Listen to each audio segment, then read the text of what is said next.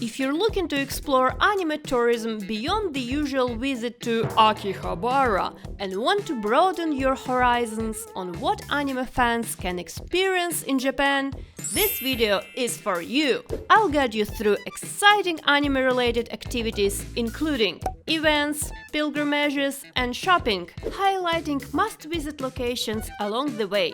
Plus, this video is perfect for girly fans and BL enthusiasts. As a proud fujoshi, I've got you covered. And a little of something not entirely anime-related, but still very weeb otaku related. At the end of this video, I will share my experience of visiting Butler café. So stick around to the end. Seichi Junrei or anime pilgrimage.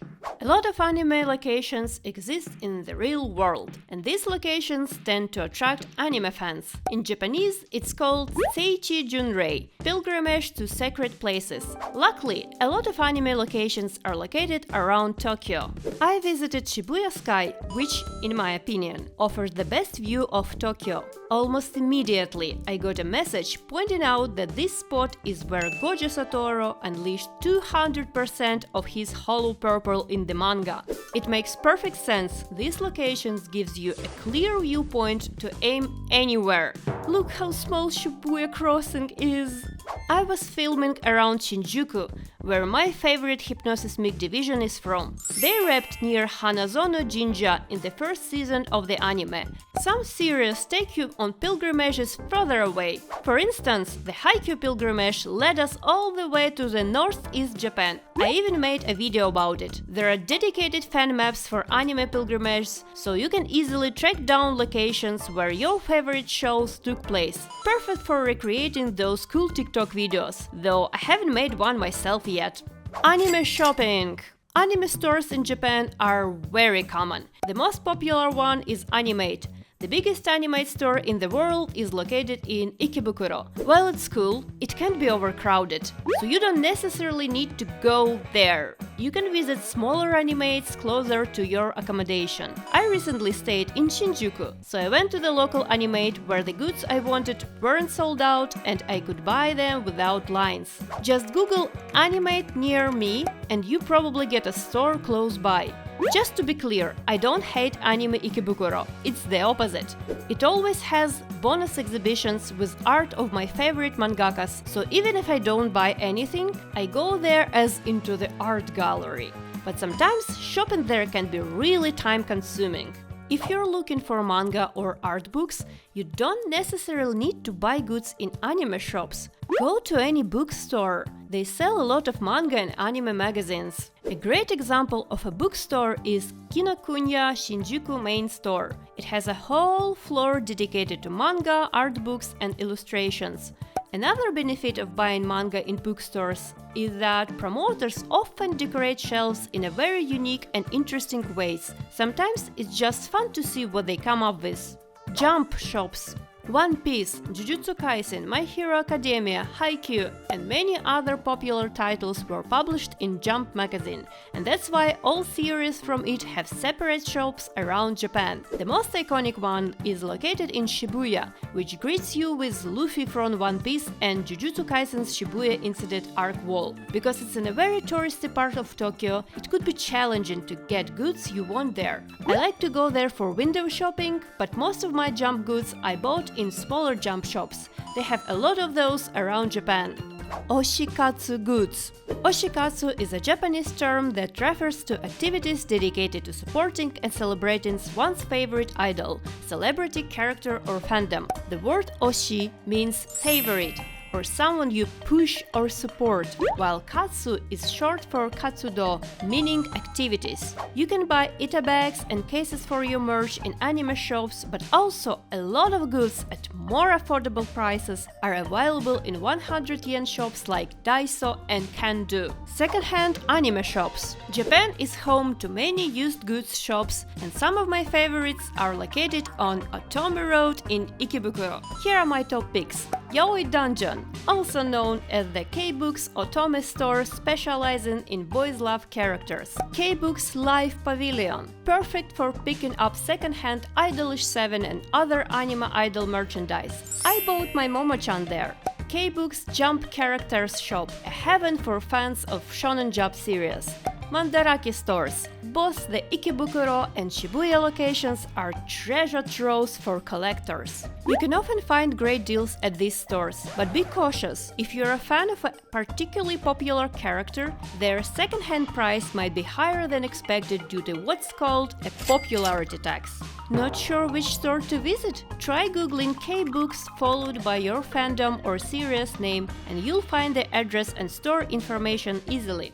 Doujinshi or self-published fanbooks. I purchase Japanese doujinshi based on my favorite fandoms every trip to Japan. Doujinshi has a slang name in Japan, usui hon, which means a thin book. They're usually self-published books, not necessarily based on other manga. Though I purchase stories with characters I like and know, and usually from authors or circles I follow online. Some of my favorite authors started as fan fiction doujinshi creators and now are original manga authors only. For instance, one of my favorite authors, Ichikawa Kei, used to draw Gintama doujinshi. That's how I discovered her more than 10 years ago. Now she draws original manga Blue Sky Complex that just celebrated its 10th anniversary. I also love doujinshi because authors get really creative with covers and details. I buy doujinshi in Shibuya and Ikebukuro's Mandarake. For most popular shows, there are always some events happening in Japan. It can be stage plays, concerts, exhibitions, pop-up shops, collab cafes, and so on. Depending on how much time you have and how much effort you are ready to put into your experiences, you may face different obstacles to get there. I have a full video on how hard it is to win tickets for a Seiyu live event. You can check it out later. If this is your first trip to Japan, maybe it would be better to take things easy. Before my most recent trip to Japan, which I just returned from, I planned only to visit Jujutsu Kaisen Cafe, where I ate Gojo's domain expansion cake, and attended the Marshall Park exhibition where they let me punch the wall. I found out about all these events on Twitter, but as I landed in Japan, I found out about other anime-related events going on there, like Sakura Haruka's wall made of stickers in Ikebukuro, or Bandai Crane Game event where they made a big Christmas tree out of different anime plushes. So maybe when planning your trip to Japan, don't fully pack all days with plans, because you can add some plans as you go. Gachapons. Gachapon is a game where you're trying to win a small toy for a price usually starting from 100 to 500 Japanese yen. There is a bunch of gachapon spots and there is always some anime related ones. If you want just anime gachapon games, you can get them in Animates. Basically, it's a gambling for whips, but some of these toys are limited editions that can be purchased only through gachapon. So if you're a collector, be sure to find a game spot with your favorite characters. In Japan, karaoke takes a whole new level of excitement, offering a full library of anime songs to sing your heart out. However, to fully enjoy this experience, you'll need to learn hiragana and katakana, as the lyrics are typically displayed in Japanese. Don't worry, it's worth the effort. These alphabets are easy to pick up, especially with apps like Duolingo or similar learning tools. Mastering them will not only enhance your karaoke sessions, letting you bet out Idolish 7 or Hypmic songs with friends, but also make your travels in Japan much smoother. For karaoke, I highly recommend Maneki Neko. Unlike many other venues, Maneki Neko lets you bring your own drinks and snacks, making it budget-friendly and flexible options for a fun night out. My Butler Cafe review.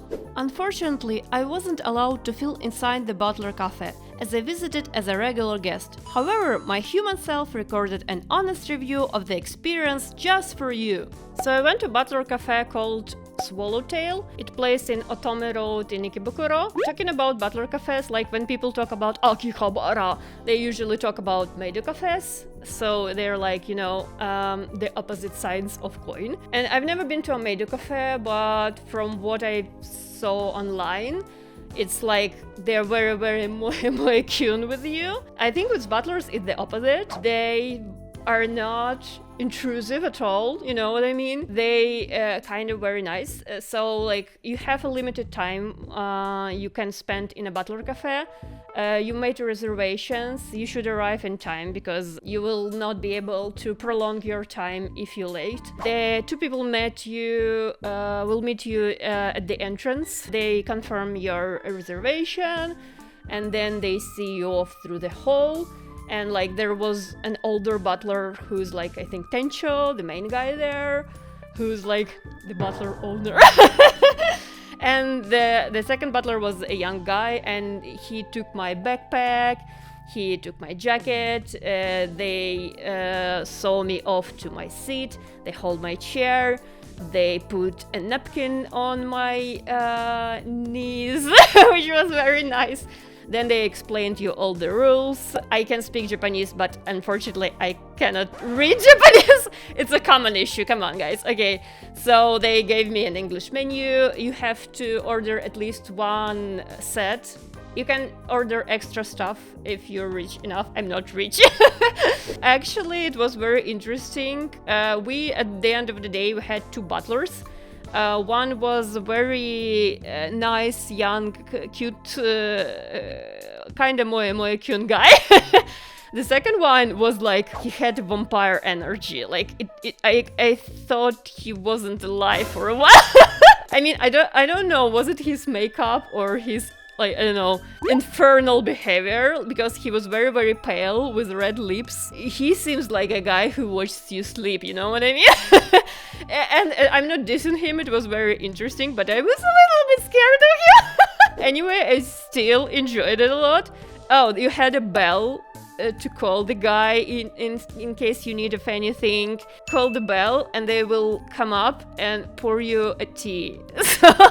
So this is what I think that was my favorite part. You could talk to them if you was. I was with a friend who wasn't speaking Japanese properly, so I limited a little bit my my time with talking with butlers.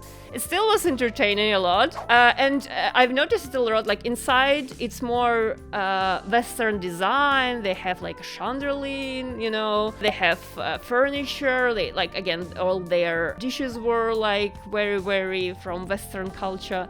And there was a lot of girlies who were chatting with their butlers, and they probably, you know, the one who come here often. Some of the girlies, they were just sitting by themselves, reading a book, enjoying their tea.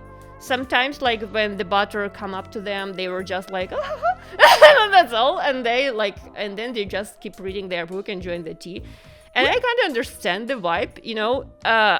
It felt like a very safe space. I don't know how to explain it differently. You feel very, I don't know, comfy, protected, and nice. I was a little bit stressed because I was tired and I had to translate some stuff for my friend, and I'm not used to Edward Collins, you know.